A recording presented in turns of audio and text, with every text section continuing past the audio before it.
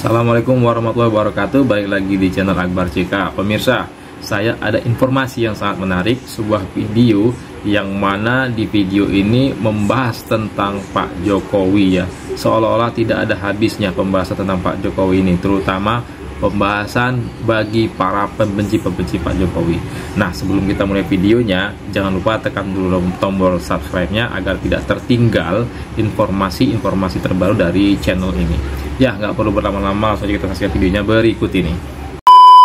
Seorang namanya Rocky Gerung ngobrol lah sama saya. Dia cerita, menurut kau Pak Zul, siapa yang mesti disalahkan kalau Indonesia rakyatnya menderita? Saya bilang, yang pasti disalahkan menurut saya adalah para pimpinan partai. Kenapa? Karena pimpinan partai adalah pemegang kuasa. Pimpinan partai adalah pengambil kebijakan. Pimpinan partai bisa mengatur semuanya. Karena peserta pemilu partai politik, dia yang akan meletakkan pejabat-pejabat publiknya. Imajinasi orang tentang kecurangan itu sudah mendahului semua usaha untuk ya membenarkan. Itu bang, saya nggak mau masuk Itu tadi ya, itu kader PDIP.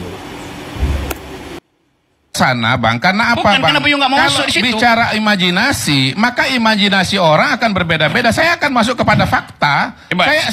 Saya nggak mau berbicara imajinasi. Saya tidak mau masuk kepada skema pemikiran yang abang berikan. Nggak usah Kenapa? masuk di situ. Karena diskusinya nggak usah buat masuk, saya oke. bukan soal imajinasi. Oke, jangan Gini masuk loh, di Bang. situ. Gini. Bahayanya soal imajinasi itu adalah banyaknya dugaan-dugaan dan asumsi-asumsi, sementara realita yang terjadi di lapangan tidak seperti itu. Oke. Kalau saya nih bang ya, bicara mengenai kenapa 02 menang. Kalau saya meruntut saja kepada temuan-temuan dari survei yang memang menunjukkan bahwa dukungan mayoritas masyarakat itu kepada 02 gitu. Coba. Kalau hasilnya nanti kemudian ternyata 02 menang, bukan karena curang, tapi karena memang rakyat ya memilih 02 gitu Ya, bang. saya nangkep Nah itu. itulah yang menjadi problem. Seolah-olah semua ini adalah sebuah desain kecurangan. Itu yang saya tidak setuju. Oke, udah cukup. Termasuk juga soal belum. Oke. Karena yang akan memberitakan saya adalah Bang Karni, bukan Anda. Iya. Ya, jadi ya kan Bang Karni kan moderatornya kan gitu. Jadi semua ini adalah suatu proses dan saya bisa mengatakan dengan temuan-temuan survei yang dilakukan oleh berbagai macam lembaga yang sudah punya track record, kita bisa lihat bagaimana pola dukungan kepada 02 itu terus meningkat dan akhirnya menang gitu loh. Jangan sampai buruk muka cermin dibelah. Itu yang terjadi pada hari ini. Buruk muka cermin dibelah. Saya ingin abang jujur lah, bener nggak Pak Prabowo itu 8 kali minta ke Pak Jokowi, minta izin Pak Jokowi untuk mengizinkan Mas Enggak benar. Nggak benar. Yang benar 5 kali. Oh 5 kali. Iya. Jadi 5 kali memang Pak Prabowo minta izin ke Pak Jokowi. Iya. Oh, baru yang kelima itu dibolehkan. Sebenarnya 5 kali itu juga jawaban Pak Jokowi sama. Pertama Pak Prabowo pikir dulu apakah ini bagus atau enggak. Nanti kira saya mau tampung. Itu selalu jawabannya. Jawaban yang terakhir, ya kalau memang maunya begitu, tanya sama anaknya. Anaknya mau enggak begitu ya. Jadi nggak ada, benar saya jujur, nggak ada kemudian cawe-cawenya Pak Jokowi ini harus Mas Gibran, nggak ada. Yang ngebisikin Pak Prabowo untuk milih Mas Gibran katanya Pak Dasko.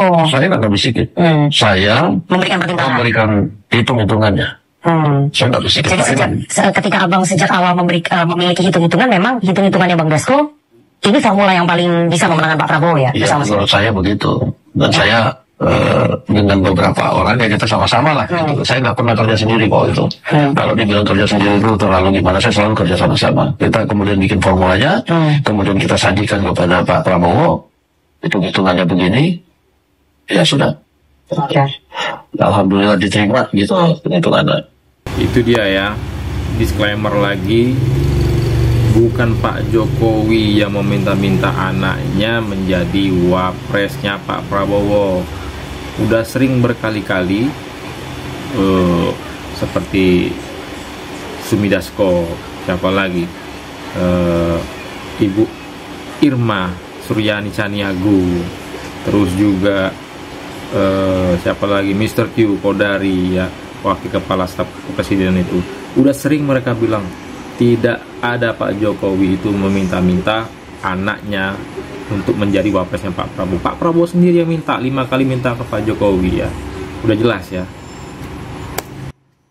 Pak Jokowi itu sudah masuk Golkar, ya. sejak 2015. Sejak 2015. Tapi sejatinya Jokowi itu adalah kader Golkar, sejatinya. Karena saya tahu Pak Jokowi itu pada saat masih jadi pengusaha di Solo. Dia pengusaha, dia pengurus asosiasi. Saat itu tahun 2003 ya, apa 2004 akan maju menjadi wali kota Solo. Ya, wali kota Solo. Cari apa? Partai pengusung. Kalau Pak Jokowi itu kader PDIP, untuk apa cari pengusung? Pengusung langsung masuk. Kalau Pak Jokowi itu kader PDIP, untuk apa cari pengusung? Pengusung langsung masuk. Ketua Golkar Solo pada saat itu namanya Mas Kus, ya, turunan dari apa namanya Keraton Solo. Ketua Golkar Solo. Saya waktu itu ketua Partai Golkar Provinsi Jawa Timur, juga anggota DPR RI 99-2004. Mas Kus datang ke saya ke Jakarta, Mas Ridwan, ada pengusaha namanya Joko Widodo, panggilan Jokowi, mau jadi wali kota, harus kita dukung, ini pengusaha. Terus apa? Ya, kita harus dukung. Ada syaratnya, dia minta wakilnya si X, saya tidak perlu sebut namanya, karena kalau saya sebut ini jadi gempar. Dan Jokowi, temannya Jokowi, teman sekolahnya, dan sangat akrab. Wah, saya tidak berani ngomong. Saya bilang gitu. Akhirnya prosesnya waktu itu masih ada Bang Mahdi Sinambela, ketua UKK. Saya lapor ke UKK, saya tidak lapor ke Bang Akbar. Bang Mahdi, dia bilang, wah jangan Wan, kau cari perkara. Kalau kamu dukung ini Jokowi. Nah, tidak jadilah. Akhirnya Jokowi kemana? Didukung siapa? PAN, betul. PAN. Didukung PAN, PKS, belum ada PDIP. Sampai proses, jadilah Jokowi didukung PDIP. Ini akhir ya, didukung PDIP dengan syarat wakilnya adalah si Mr. FX. Ya, FX. Rudi. Itu kejadiannya. Jadi Jokowi ini kader Golkar, pengusaha zaman Orde. Pak Jokowi itu sebetulnya kader Golkar karena persyaratan PDIP ya, dari PDIP baru mau ikut mengusung di pemilihan wali kota Solo 2005. Baru itu semua pengusaha Golkar. Ya, saya ingin mengungkapkan ini begini Bang ya. Saya ini belajar ilmu politik tuh dari tahun 78 ya. Nih EG tahu lah. Saya masuk UI itu tahun 78 sampai sekarang itu sebagai student of political science and international relations, itu nggak ada itu dalam sejarah ya orang yang seperti Jokowi itu. Maksud saya orang yang sudah dibantu oleh sebuah partai politik ya, dari tingkatan yang apa namanya itu wali kota, kemudian jadi gubernur, jadi presiden, dia minta anaknya jadi wali kota di Solo, dikasih juga. Dia minta mantunya jadi wali kota Medan, dikasih juga ya. Tapi begitu di akhir masa jabatannya ya, itu kemudian dia malah bukan hanya apa namanya itu tidak sejalan dengan partainya, tapi malah bertentangan dengan partainya ya. Fix kalau yang ini betul-betul pembenci Pak Jokowi.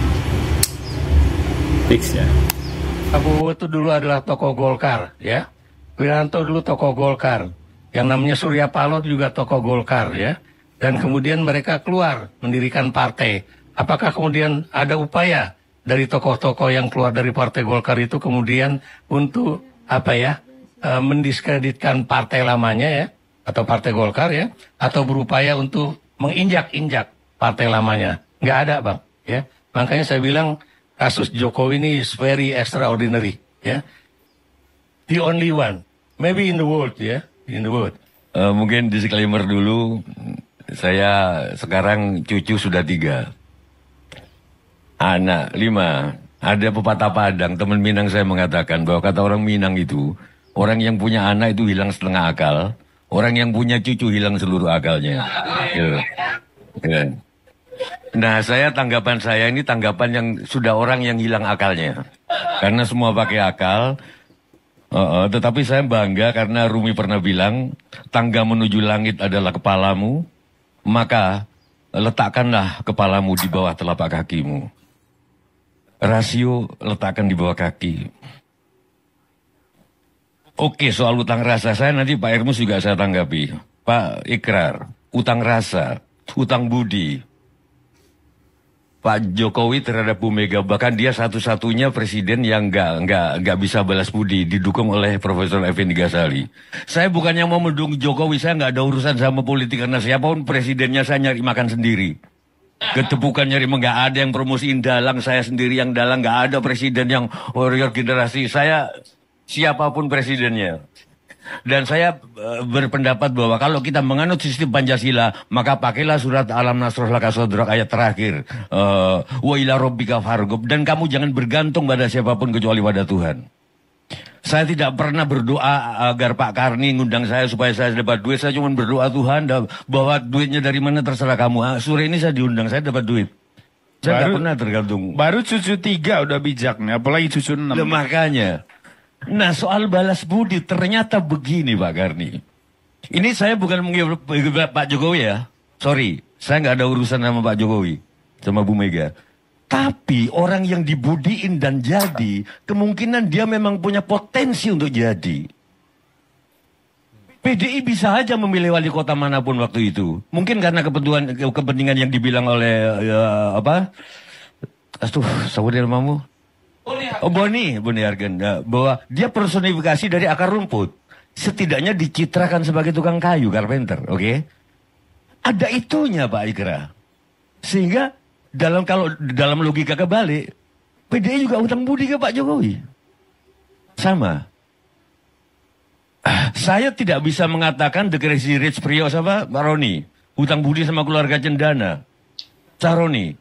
Mungkin kalau dia memang dibantu dulunya, tapi kalau dia nggak punya jiwa petarung juga nggak akan sampai begini. Begitu juga Surya Paloh, sehingga dapat Freeport, proyek dan lain Bambang Susatyo, dibantu kalau nggak salah dia pernah cerita oleh Agung Laksono, oleh Bakri, sehingga dia naik. Tapi kalau dia nggak punya jiwa itu, nggak bisa. Sehingga kalau misalkan yang membantu itu mengungkit-ungkit, saatnya aku punya potensi memang. Bantuanmu adalah lantaran dari Tuhan yang diberikan, bukan karena satu-satunya, karena aku memang punya potensi. Dengan segala hormat kepada Bahlil itu susah waktu kecilnya. Bahkan dihina-dina, kurang makan, jiwa petarungnya ada apapun. Bukan soal dokternya ini. Jadi kalaupun dia dibantu oleh seseorang untuk naik, dia punya jiwa petarung itu. Bijak nggak Pak Karni? Ini cucu 3, baru kalau 6, baru cucu 6 gitu. Pak Karni pasti pernah dibantu sehingga masuk forum keadilan, masuk Tempo. Tapi kalau yang ngebantu itu, Karni itu nggak bisa balas budi, selalu ngukit itu ke saya. Karni itu lihat sekarang, wah ini nikahnya aja putranya di Borobudur hotel Sujiwo Tejo aja nggak bisa gitu.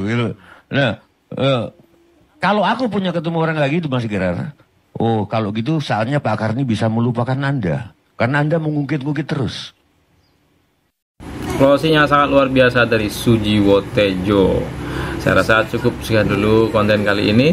Jangan lupa tekan tombol subscribe-nya agar tidak ketinggalan update-update dari channel ini. Assalamualaikum warahmatullahi wabarakatuh. Salam sehat selalu.